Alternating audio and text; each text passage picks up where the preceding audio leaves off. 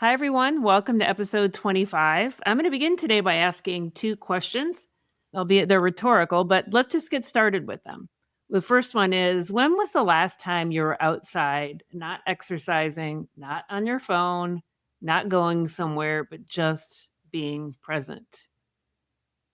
And the second one is, what if the most powerful thing you could do for your clarity, your nervous system, and for your soul was simply to walk in the woods, walk in nature, and slow down?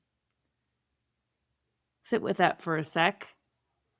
In this episode, I sit down with Jenny Harrow-Keeler of Ecowisdom Wellness to explore the ancient Japanese practice of shinrin-yoku, forest bathing, and what it has to teach us about living authentically, purposely, and in deep connection with ourselves. Jenny shares how nature just isn't a backdrop for healing, it's an active partner in it. From the science of stress reduction to the soul level shifts, her guests experience this conversation bridges the outer landscape with our inner one. If you've been running on empty, craving stillness, or searching for clarity, perhaps maybe in all the wrong places, this episode is an invitation to come home to yourself. So welcome, Jenny, to the Live Your Jam podcast. Thanks so much for having me, Alan. Excited to be chatting. Yeah, I'm delighted that you're here. Everybody, the way I met Jenny is I exercise with her mother. And her mother's lovely. And I started talking to her about the work that I'm doing. And she said, she spoke to me about her daughter, that her daughter had studied and was doing Japanese forest bathing. So you're going to tell us about exactly what you studied in just a bit here, Jenny. So it's sweet that she made this connection. And when I looked up Jenny's business, I was like, yeah, this is really cool. We have a lot in terms of connecting with nature and kind of the approach of how it can heal and help us connect to ourselves. So Jenny, let's just start with your origin story. What, if you don't mind, tell everybody what brought you to this work and what's your personal story with nature and healing?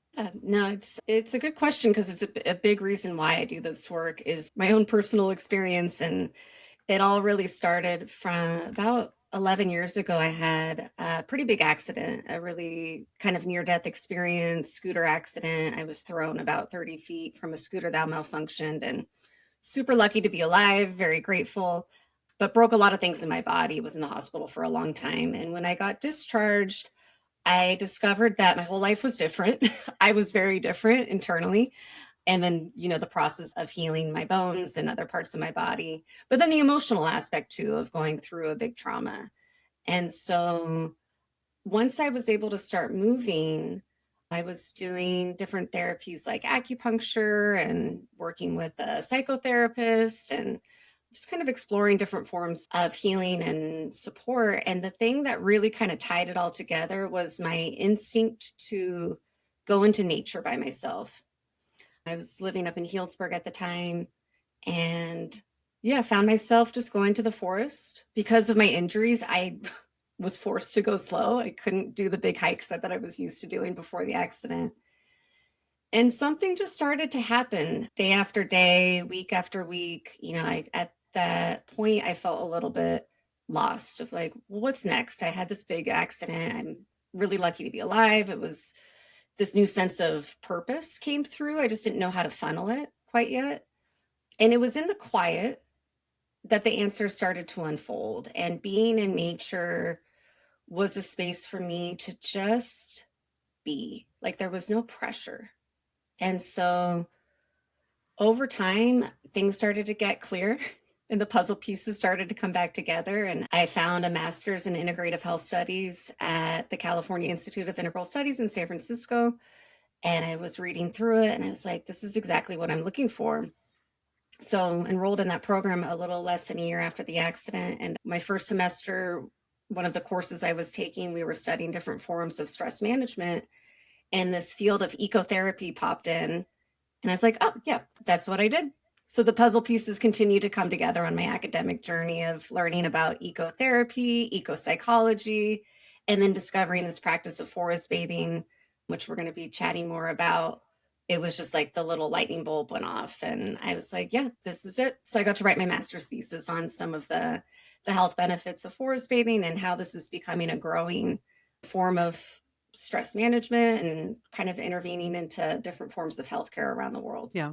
It's a really powerful story because it also talks about how it was embodied in you before you even found it. You know what I mean? Before you even found the actual place to take it out into your life. I just love that story. And I also love what you said about how the answers came over time and get more clear. And I find that to be one of the most beautiful things about listening inward and also one of the most challenging because we want results quickly and nature moves slowly. I mean, well, trees do in particular, but that energy of nature is slower. And that's why it kind of, you're going to talk to us all about the science, but that's how it helps regulate our nervous system. So it's beautiful, but it requires patience. Absolutely. So I loved hearing that. It's a great story. And I think often that transitions in life can lead us to a new place. They're difficult, but yours certainly did. And it's a great personal story. So I want to ask you another question. How did you move from the personal experience? Like you got into CIIS and studied integral health. It was integral health studies, right? Was it Integrative health. Yeah. integrative? Sorry. So then how did that come into Ecowisdom Wellness then? What you're running right now, and you did your thesis on it, but how did you kind of make the links to take it out to the world? It's so interesting how life works sometimes because the work that I was doing before my accident and before going back to school has definitely informed how this business came into play. So it's like there's no accidents, things kind of weave and thread together. And so in my case, I was working in the wine industry here in Sonoma County. I was the hospitality and sales director for a small winery. And so working within the space of hospitality and tourism, very familiar landscape to me. I loved it. I loved that world. And so when I came back to Sonoma County after grad school, it just kind of made sense to work within that space. And so it's allowing the gifts and the experiences that we have from different parts of our life to inform what's next. I think a lot Yeah. of times when we think we need to like make a big change, which in my case it was a huge change. I moved, I changed jobs, I went back to school, but it wasn't like completely start over. It was the previous parts of me were able to be woven in. And in a lot of ways, it really strengthened my work because I did a training to become a nature and forest therapy guide, which is a new certification. It's a new and growing field. Now there's probably a couple thousand people trained in this around the world. But I think what's given me a little bit of an advantage to actually make this a profession and a space to work as a business is those previous parts of my world. Yeah. So Yeah. that was It's nice helpful. to be able to connect back into that and then it became even bigger, right? So those are the pieces that are so unplanned, but so lovely too. So let's talk about forest bathing. Can you describe like what a forest bathing session actually looks like and feels like from start to finish? I'm sure there's a lot of people who have heard of it but don't know really what it is. Well, the key to forest bathing is really this concept around shifting our orientation from doing into just simply being. So, whether this is in a guided session like what I'm doing, or people can do this on their own quite easily as well. But the key is to kind of set the intention in the beginning that we're not going to be quote unquote accomplishing anything. Because sometimes our very goal oriented, productivity focused selves, that's very prevalent in our culture, can translate into our nature time. And not that there's anything wrong with that. You know, I'm a big hiker, I like getting my exercise outdoors. But with forest bathing, we're not focused on getting to the top of the mountain or getting our steps in. It's really allowing space to slow down. And in the slowness, that's when the magic starts to unfold because so often in our everyday lives, we can get kind of that narrow focus. And so forest bathing is the closest English translation to the Japanese word you mentioned before, shinrin-yoku. So it's like the bathing is about bathing in the forest environment, and we're using our senses as the pathway to connection with the natural world and really the pathway into coming more into the present moment, which can be hard for a lot of people, especially right now. Life is busy, the world is loud.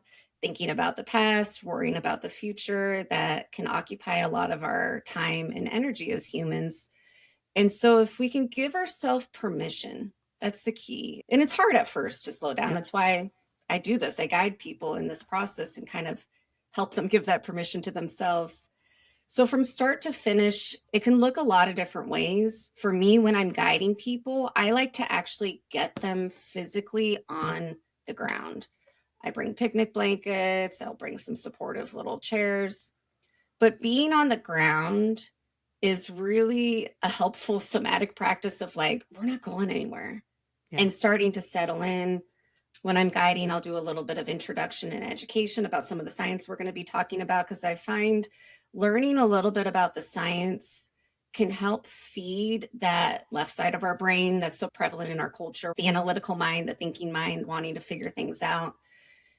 And when we understand why and how this practice is working, it actually can help us surrender into it, because there's very little effort that needs to be on our part. We can just kind of start to let go and let nature do its thing. So we could start by slowing down and sitting down. Connecting to the senses is really one of the key principles of this practice. And when we connect to our senses, the thoughts start to naturally slow down. We come into our body. We're actually coming in, like I said, to the present moment.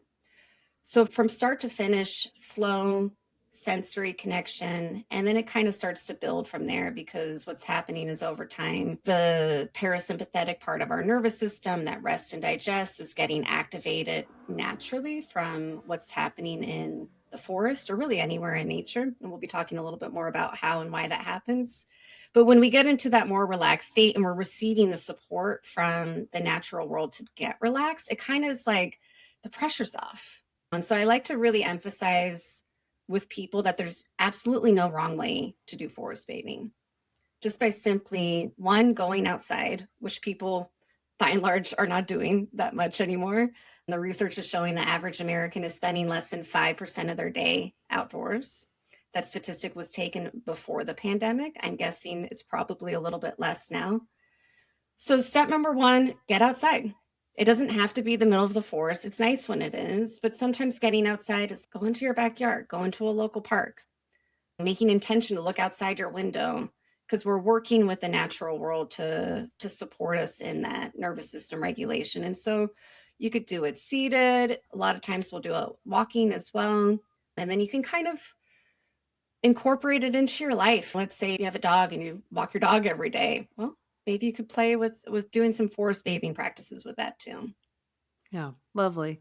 I think there's a number of things there that I'm struck by and I want to comment on. One is our ancestors knew this, right? That this is kind of what they did. And we've kind of gotten away from it. So it's almost like a retraining on how to go back and just be still and connect. And I do like what you said very much about kind of giving people a little bit of the science of it to kind of shut the left brain down. I also find that when people are wondering what they're doing, like what's going to happen, then they kind of go to this like the critic can kind of pipe in or like, "What's gonna happen here?" So I do think it's really they're simple things, but they're really important to kinda help us reconnect, and to your point, and I think we talked about this when we were kinda talking about this episode and how we what we wanted to discuss, but it's a little bit of an act of mindfulness. I mean, and I know you're gonna talk more about that, but I too will tell my personal story is I did it when we lived in Europe. I was going through a tough time in my life, and I had to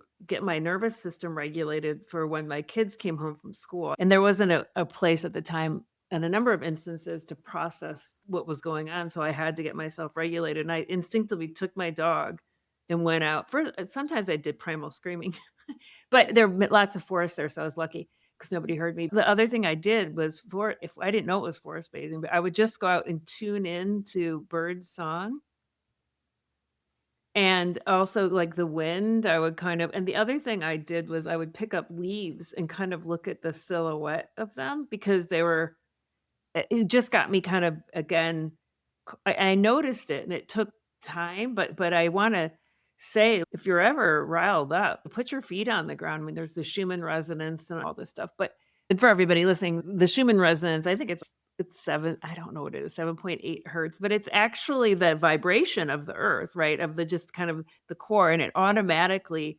regulates our nervous system. So I think there's just all this to our avail if we can just slow down a little bit. And because the rewards are, I think, sort of quick if we can hang with it. But I wanted to share that. So lovely. Let's talk about this more. I mean, I think it's great that you get people on the ground right away so that they're not like worried that they have to do something. So, what does an unhurried pace feel like for somebody whose life is really, really hurried? Because I think we can all relate to the hurried part. Well, I like to be really honest with people, especially when we start to transition to the walking piece, because I'm inviting people to walk a lot slower than they're used to. Mhm. And I let them know that if it one feels hard or two feels even annoying, that that's normal. We're fast people. Our culture's pretty fast. And like we were talking about before, sometimes that can translate into even how we are in nature. It's like, all right, I'm getting my steps in. I'm getting to the top of the mountain. Let's go. And so it can take a little bit of time to start that transition into going in a slower pace. And so I invite people to use these different invitations to support their nervous system to come back into a slower rhythm. Because the outside world is loud, it's busy, we're kind of mirroring that in our Yeah. everyday lives, Yeah. especially like our prevalence of spending time in front of screens. It's like things move fast. But when we go into nature, it's a totally different pace. And so the instruction or invitation is to stay connected to your senses. And I loved what you shared about how you were practicing this just instinctually in Europe around connecting to your senses, noticing the air on your skin, noticing the shapes of the leaves. And I think the noticing is the key, where if we can invite in a little bit of curiosity to maybe experience something in a new way. And I give the invitation that when we slow things down and we're not focused on the destination, that it allows us to be a lot more present for the journey. And that can translate into a lot of different places in our life. And forest bathing is really an opportunity to create some new neural pathways of letting our body and our mind try it on for size of like, what does it feel like to go slow? What does it feel like to walk and have no destination? What does it feel like to just be curious in every step that I take? And so connecting to the senses is really helpful in this slower rhythm. And then something else that is supportive is inviting people to notice the movement of the natural world as they're walking at a slower pace. So, for example, if we're walking through a forest, I invite people to really notice the way the leaves are moving, swaying in the wind, or even the small plants, the ferns, or the tiny little wildflowers. What happens when we notice the rhythm of nature is that it's activating our own mirror neuron systems. So we're able to mirror the rhythm somatically in our bodies. So if like, oh, okay, like this feels good. It's not totally conscious. There's a lot of things that are just happening through our own Yeah. human biology that are getting supported by that. And then the other element of going at a slower pace is to invite people to keep their eye out for things that evoke that sense of awe or wonder. And there's lots of research coming out about why feeling awe and wonder is so good for our health. Mhm. We could talk a little bit more about that, but really the most important part is that when we experience awe and wonder, it changes our state of being Yeah. completely. Mhm. And Mhm. usually we're so fast, and we'll do this, I'll do this too. Like you go someplace new and you drive to the viewpoint and you're like, "Oh, that's beautiful." Take the picture and you move on. And with this practice, the invitation and a part of the payoff of going slow is that you actually get to receive more. That's the bathing part. That's the receiving and connecting to the things that evoke that sense of awe and wonder can really flood your body with all the feel good hormones, extra endorphins and serotonin or oxytocin, the feel good neurochemicals that Yeah. are just like washing through. So, with practice, and like you said, it doesn't take a long amount of time. I notice it with participants that at first I'll be guiding the way and they'll be kind of like, sometimes right at my heels, they're like, this is awkward. We're going slow. But then over time, their body starts to shift. And then they're like, oh, this is great. And I noticed so much more. Yeah. So the payoff can be pretty fast. Yeah. You said about noticing it, and you said it could be applied to many other areas in life. And in some ways, that's what I'm trying to do here is get people to notice their inner world. And I think nature is the gateway, and also the mirror is a gateway and the mirror for that. So it's a really powerful practice. So anywhere that we can get it, and particularly beautiful out in nature, it's a very cool thing. And I've had conversations with people like houses are like they're ego sized. Like we're large and in charge in kind of constructed homes and things like this. Whereas the awe from nature, it automatically kind of shuts the ego down. Not that the ego is bad, but we're talking about left brain kind of, we don't need analytical thinking when we're doing this. We actually kind of need to shut that part down. And so the awe is very, very important. And I'm excited to talk to you a little bit more about some of the science behind all of this. But I loved that answered in terms of how the invitation's such a simple word, but it's so powerful. So shinrin-yoku it does mean literally in Japanese forest bath, right? So what's the origin of it? How did it come to be in Japan? Can you just give us a little bit of that history? Yeah, so the way that it started in this particular practice was in the early 1980s in Japan. And so the reason is that I like to frame that period of time as kind of one of the world's first tech booms was happening in Japan in the early 80s. And so this cultural shift of one, more people moving into the cities, and then two, this shift in work life and work culture, Yeah. working indoors, working in front of screens, flash forward 40-ish years. That's all of us. That's the whole world. Most humans live in cities now. That shift happened in 2008, not that long ago. But around that period of time in the 80s in Japan, the government started to notice this uptick in chronic illness related to chronic stress. And so this practice of forest bathing came as a response to that cultural shift and that uptick in chronic stress. So its original origins were really as a form of a healthcare intervention, a public health support, helping people manage stress and the impacts that stress has on the physical and mental health and well-being of the population. And so they started by going into the forest, this exploration around what happens when humans go back into the forest. And they brought the science with them. They wanted to explore what is happening to the human body. So that's where a lot of the research started, was in Japan. And it's been growing ever since. That's fascinating. I didn't know that. And that's a great segue to the actual science where the science meets the soul part. So what does the research actually show in terms of like blood pressure, the biology of it, immune function, cortisol? What happens in the body? So some of the highlights that I like to share are starting with what happens when we spend time with the trees. So what they discovered in Japan, which is about 70% forest, is that when we are around the trees, our bodies seem to react very favorably to that. And so one of the reasons they discovered is this volatile chemical compound called phytoncides. Think of them as like essential oils that the trees emit.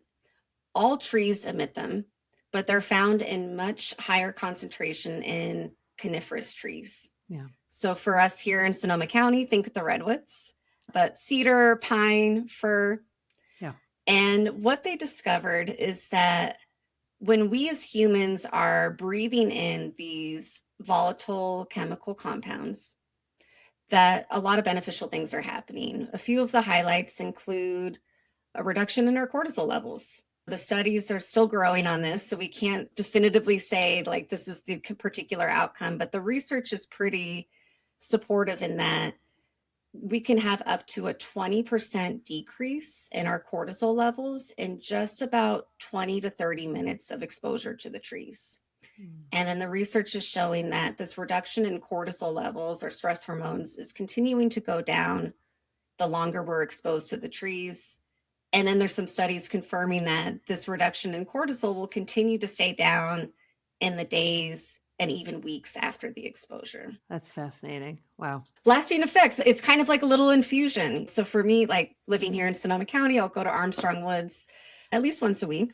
For listeners, that's one of the old growth redwood forests here. It's amazing.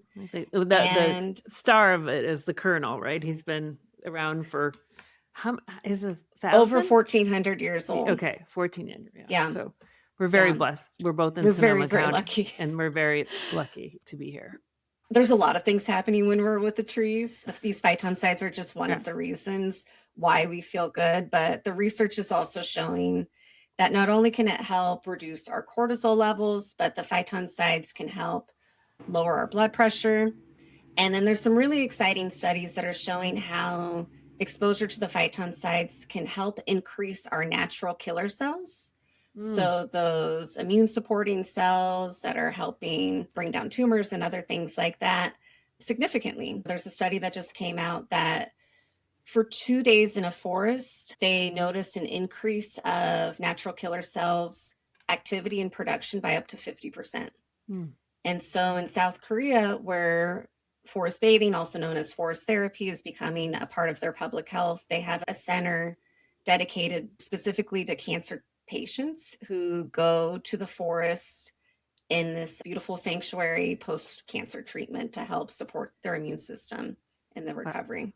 Wow, that's real stuff there. It's wonderful when the public health system embraces, like you're talking about Japan and in South Korea, embraces these kinds of practices for its people. So, I mean, we get it, but it'd be great if we had more help. There are these biological benefits, and the studies and the research is expanding, and that's outstanding. So, but we talked about this. There's other things that happen to us when we're out in nature and we're really connected to it. We feel more connected to ourselves. We're not just calmer.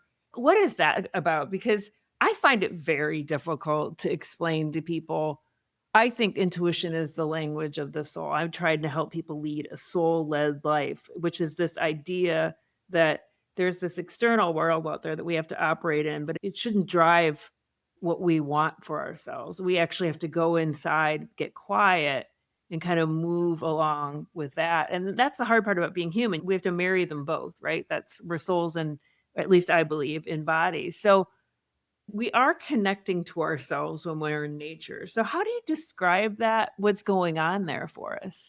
Gosh, I think a lot of things are going on. What the fields of ecotherapy and ecopsychology are working with is this concept about how when we go into nature and we allow ourselves to notice, like we're talking about, not on our phones, not distracted, not focused on achieving something, but just staying curious and open, what happens is that we can have the external environment start to mirror our internal environment and experience as well. And so we're complicated beings. There's a lot of different layers to our self. And when we are trying to connect to, I think, the soul part of us, like that deeper wisdom, that deeper knowing, the world that we live in is trying to sell us a lot of things. It's trying to keep us really busy and distracted. And so there's this kind of prevalence to look outside for the answers. And when we go into nature, something that happens that I see not only in myself, but for the participants that I'm working with, is that these little aha moments come through. And it's like we were talking about before. It's not fast. It's not usually flashy or big. It's usually a quiet knowing. But this concept, if we can really allow the soft focus, going in with a curiosity, sometimes the information just comes through naturally on its own. And so sometimes that's sparked directly from the messages we're getting from the natural world. An example is here in Sonoma County, we had 4 big major wildfires in 4 years. It was really tough on the community and tough on the forest too. A lot of land burned. But I would bring people into the forest after it burned. And what would always happen is, and even in the weeks right after the big fire, is that new growth would come out of the ashes. And so there's something about that, seeing that visual, not just like something that we see on a screen, but like you're actually tangibly in there with the physicalness of it, but also the energy of that, of like, oh, these stages of death and regrowth are just all around us. Yeah. And this space kind of starts to soften. And so sometimes it can be something like that that's more dramatic, but sometimes it's more quiet.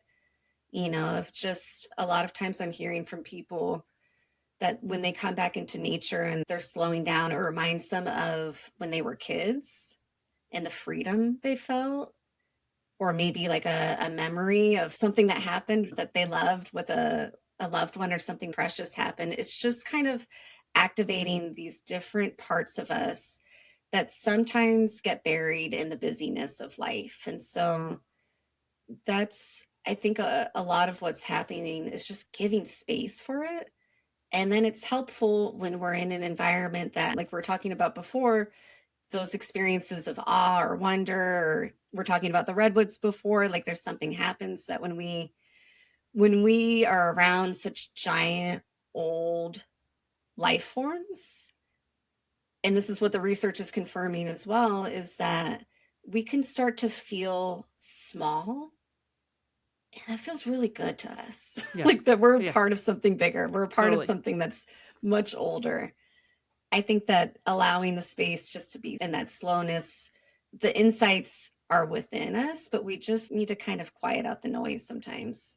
Yeah, I really appreciate that explanation. I have a theory, and I've done some research on it, but I mean, if we're going to energy and everything's connected and everything's energy, and I think we each have our own unique vibration, I do think that when we're in nature, and nature is a high vibe environment, even though it's slow and peaceful, it's a high vibration in terms of, the energy, and it's been measured. And so I'm not the scientific expert on that, but I think the mirroring is because that energy of nature is mirroring probably as the same vibration of our soul that gets drowned out, right? The irony is that I think the soul vibration is quite high, but everything else is heavy. This body's heavy. All of the noise, the social media, all of this stuff is heavy and it drowns it out. So I think there's almost a coherence there where it allows us to tap into our own vibration and our own rhythm because it's so powerful. And that's maybe what the remembering feels like, or the connecting feels like. It's just because we can get it in other places in life, sometimes in meditation, but it's always in this slowing down in some high vibe thing. And I just think Mother Nature she's probably the highest of highest vibes. You know? She's the queen.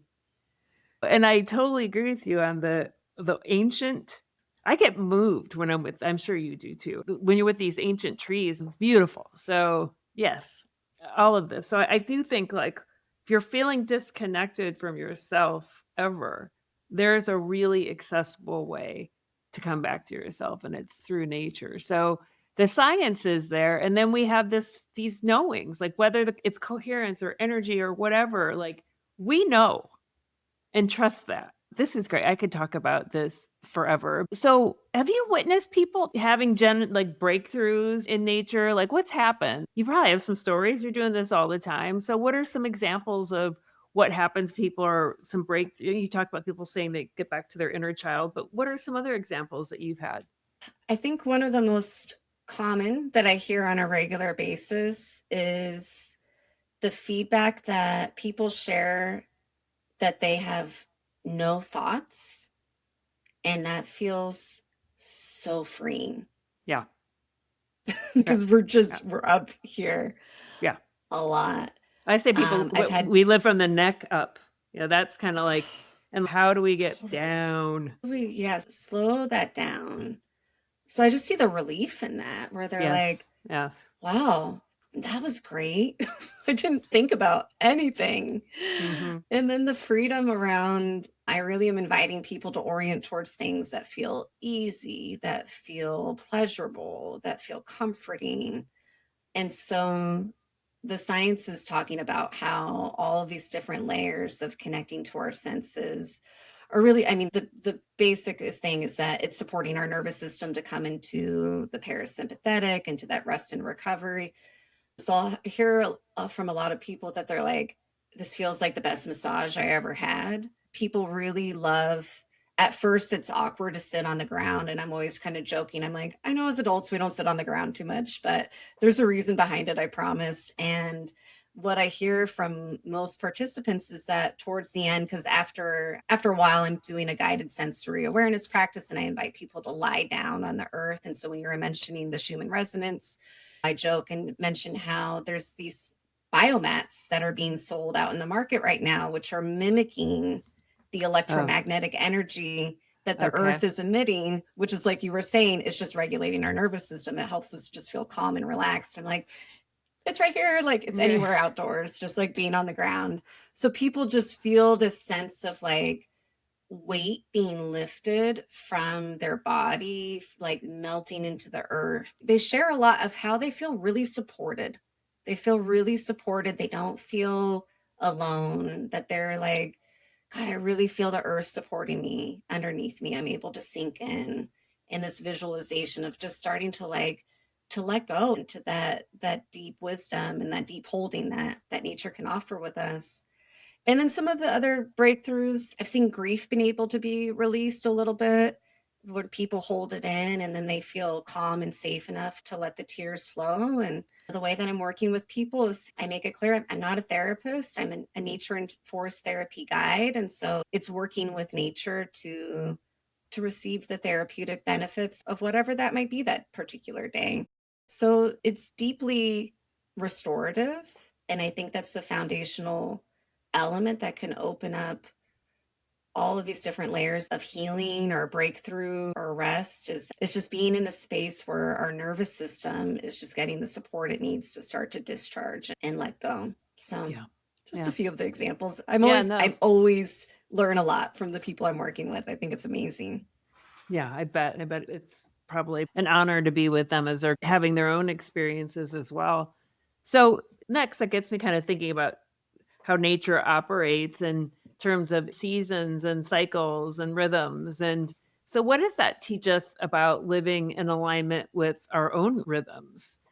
So I always like to joke and say that I think as a culture, we live in a predominantly like the summer season all year round. So we're in summer right now, it's hot, and there's a lot of activity, school's out, where people are traveling, they're doing trips, they're busy, busy, busy. And we're seeing that mirrored in the natural world as well, right? We're getting closer to food production going into harvest, the height of the Yep. growing season. Like Yep. it's a lot of activity. But when we tune into the seasons and we tune into what's actually happening in the natural world in each of the four very distinct seasons, it's not summer year round. I mean, unless you're in a tropical place, maybe that's a different scenario. But for most of the planet, we see the changes and we learn that there are absolutely integral parts about each season leading to the next. So, an example I'll give is, I'll bring people into the vineyards. We'll do a forest bathing wine tasting experience. And we'll go to the vineyards in the middle of winter. And it's complete dormancy. There's no activity. All of the vines are bare. There's no leaves. There's nothing.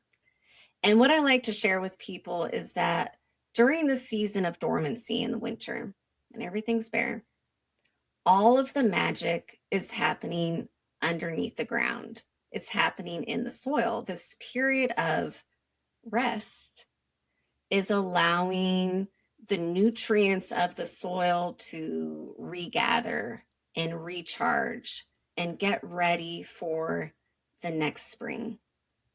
And so I think that this orientation and seeing it and kind of like actually connecting to it can be helpful for people because I mentioned this before, we live in a very achievement focused, busy culture. And so we are not meant to be running at high speed in that summer energy year round. That's why I think it's one of the reasons why we see such high cases of burnout Yeah. in all professions. Yeah. So that can be really helpful for people to just kind of realize like, well, why are we different? We're a part of this planet. We go through seasons as well. No, it's just another way that we've kind of gotten out of sync with our natural own rhythm. It's not to shame anybody, but it's if we look back to our ancestors, like this was We know that there's the dormancy period where we go in and we do less, and it was needed to kind of go in during winter and to kind of retreat. And yeah, so there's a mirroring there that I think we've forgotten well. So it can't be summer all the time. It can't be summer all the time. Summer's busy. We get a little bit of it with the time change when it gets darker at night, and I think people kind of stay in a little bit more, but you're right. I think it's tuning into those natural rhythms and cycles, and I know this podcast is not about astrology, but I also have learned over time to do the same thing with astrology, and if there's anybody out there who's poo-pooing it, it's okay. But if you're not, and it's astrology and the energy of the planets is something, it's like with the tides, with the ebb and the flow, there are certain energetic times to do things rather than not. And if we could kind of tune into these things, it's less struggle for us. Yeah. It's just less toil. So learning how to kind of adapt to these other energies again in different structures, nature being one, astrology was really more of a system. Nature's it's kind of one own thing, but still it is that system of everything's going on underneath the soil, right? Things are happening down there. It's much slower, but it's very intentional. So what's something people in their daily lives can do with what you teach? When people are leaving a session, like what's something that they can do for their daily life to kind of keep it going? So I like to let people know that they can do forest bathing anywhere, Mhm. even if they live in the city. Reminder that the whole planet's alive. I really encourage people to start small and just start where they're at. And so something that I do even in my daily life, if I'm not out in the forest every day, which doesn't happen, if sometimes I'm in front of the screen all day, I let people know that our noticing is our superpower. What we pay attention to, we're feeding, it's growing. And so once we learn some of the basic principles about how and why nature is one of the most simple and effective ways to bring some restoration to our nervous system, it's paying attention to the natural world any way that we can. So even right now, I'm looking out my window and I can see a bunch of trees. And something as just simple as noticing the movement of the trees out there, just even spending a moment just to notice it, shifts my focus from just being on the screen on my task at hand. But I do encourage people to get outside. The research is showing that if we spend just 20 minutes a day or a total of 140 minutes throughout our week outdoors, that it can have profound impacts on our mental and physical health and well-being. And especially when we do so in this slow, mindful way, that forest bathing is really encouraging. So, some rather simple ways is if you could just pop outside, backyard or nearby park, or just getting outside, any four walls will do. Connect to your senses, Yeah. cycle through the sense of touch, smell, sound, looking at the visuals. What happens when we come to our senses is it's one of the most simple ways to kind of assess the environment for safety. That's why it's giving signals to our nervous system that we're safe. And when we're in front of the screen all day, we're mostly just using our visual sense. And Yeah. so it Yeah. can kind of put us in that hard focus. So Yeah. inviting in this soft focus, looking around, seeing something that maybe delights you. If you're getting your walk in, you say you're walking your dog, or say you're just getting your steps in after sitting all day. I'll let people know you don't have to do this forest bathing practice the whole time, but see if you could unplug your headphones for even Right. just 2 minutes. Mhm. Mhm. And over time, let's say you do 2 minutes once a day or 2 minutes 2 or 3 times a day, it's going to gradually grow and increase.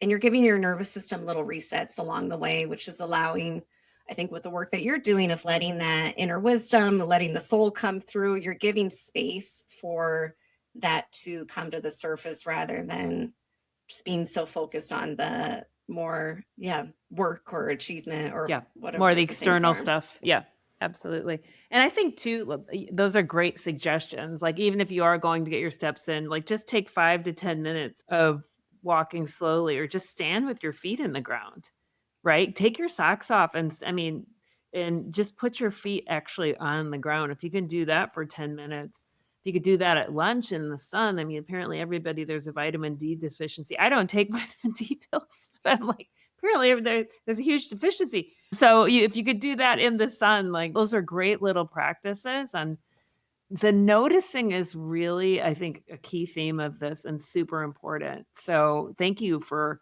highlighting that for people. So I like those simple nature-based practices. And I want to talk about two other things with you that are kind of random.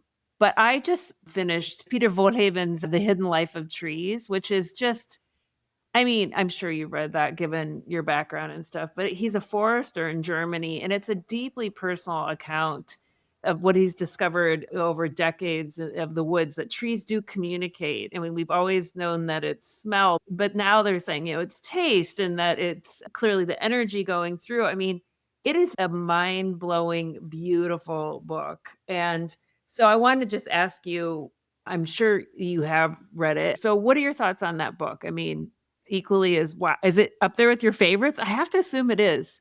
Oh yeah, no, I have it on my website as a resource for Oh, do you? people. I think, yeah, Yeah.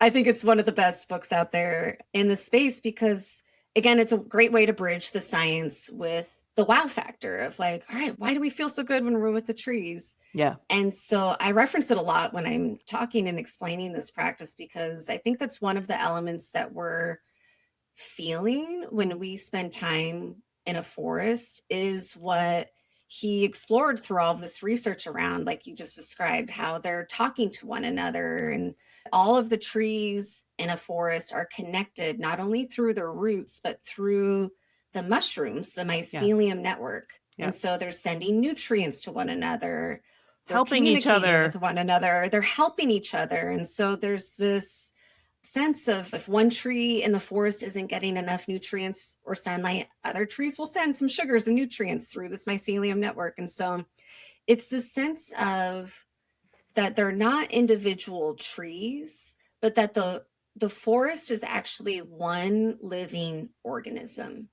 And I think when we as humans go into those spaces where, like you said, I mean, the frequency is so high, these are old ancient beings, they've been there for hundreds or however long, we kind of attune to that.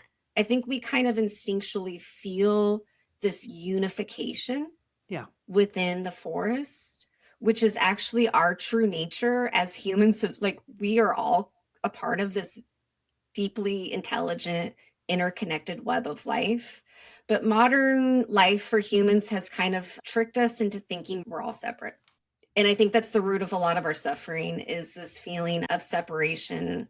And when we go back into the forest, it's like, and learning what he's talking about in this book, where it's like they're helping each other, they're supporting each other, they're working together, they're all connected. And it's like, when we're talking about the mirror, right? It's like, we're not different. We're actually a part of that too.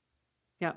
That's so beautiful. And when I was doing the forest bathing and that I unwittingly was doing in Switzerland during a tough time, one of the biggest takeaways I had was that I wasn't alone. Here I was thousands of miles away from family and friends, and what I was going through was very private, and I didn't feel comfortable talking to people about it there, and I was sorting stuff out for myself.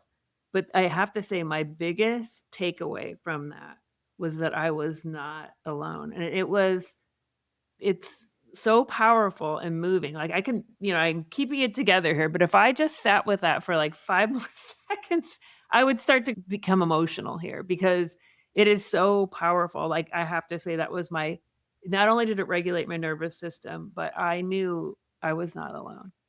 And so my end question is, what does the natural world want us to remember most right now? And I think you just answered it, which is like that we're all connected, that we are one system. And it is mirroring that for us. It is reminding us of that. And it is an ancient truth and source of love and light. So yeah, that was great. That book, anybody, I'm going to put the link in there because, you can watch this on YouTube and like watch Jenny and I speaking, and then there's the podcast too. But if you go to my YouTube channel, I'll have the link to Peter Wohleben's book. And the other thing I want to talk to you about before we get off here are telepathy tapes. Have you listened to them? I'm asking. We didn't have this in our prep. Okay. So yes, telepathy tapes for those of you who have not listened to it. Season 1 is all about how autistic nonverbal speakers are speaking to each other, which made me blew my mind and also made me so happy because it flipped the way I get to see those lovely humans. But season 2 is out. It's been out now for almost a year or whatever. It came out in October. But episode 6, I'm highlighting plant intelligence and ancestral wisdom. You probably listened to it 4 times, but it's like, it talks about how plants have been speaking all along and we just forgot to listen. So talk about that one. I mean, when I listened to that episode, like for 2 days, I'm like, all's right with the world. It's just so enlivening. So give me your take on that. I've just been so blown away by the whole series. It's been phenomenal. I mean, and it's really such an incredible deep dive into the field of consciousness, right? Of like, what is consciousness? And, and so that episode specifically on plants really just confirmed, I mean, I think what all of the science is telling us, which is like that these plants, these trees are intelligent life forms. Yeah. And when we actually slow down to their pace, not our human pace, not the like thinking, doing human stuff we do, when we're meeting them at their level of frequency of just simply being, that we tap into that and we can actually listen and hear. And sometimes I've played with it where years ago I went into, because a part of my training was around how to do things like working with nature as a rite of passage ceremony, what happens in Vision Quest and things like that. Right. I've been exploring and doing that. And so it's like, how do we communicate and how do we hear? And so listening, and so that episode really confirmed my own personal experience where it's like answers come through. Yeah. And it's like, how and why? Like, how does that, am I making it up? Where it's like, no, the episode I think was tapping into that they are intelligent and they are communicating to us. And the whole concept of telepathy is just breaking down the walls of what we know and understand. I just started reading Michael Pollan's new book about consciousness. Yeah. And so the beginning, I'm only in the first like 50 to 70 pages, but his first chapters are on plants and the consciousness of plants. And I'm pointing because I have it right here. I saw him. That's what I figured. I saw him speak. My cousins listened to the audio.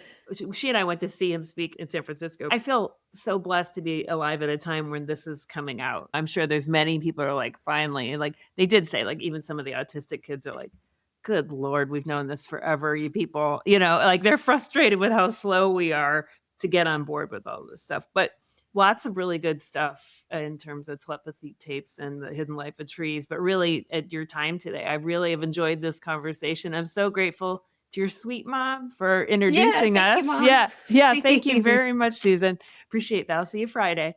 And so thank you so much, Jenny, for your time and just being so gracious on this. We'll have the links to where you can find Jenny on YouTube as well. And go to her amazing website and see if you can. If you're in Sonoma County and anybody's coming to visit, like she's doing ecotherapy, the Japanese bathing tours all over. So they can reach out to you there too as well. All right. Thank you so much. No, thank you. Yeah, thanks so much. You asked great questions. This was such a fun conversation. Yeah, it really was. I could have talked forever. But thanks, everybody. We're going to sign off. Ellen and Jenny here. Take care.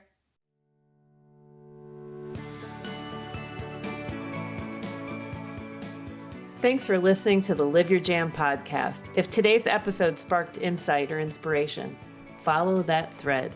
That's your inner wisdom speaking. Share this episode with a friend who'd vibe with it. And if you're moved to, leave a review so others can find their way here too. Remember, the dreams that stir within you aren't frivolous.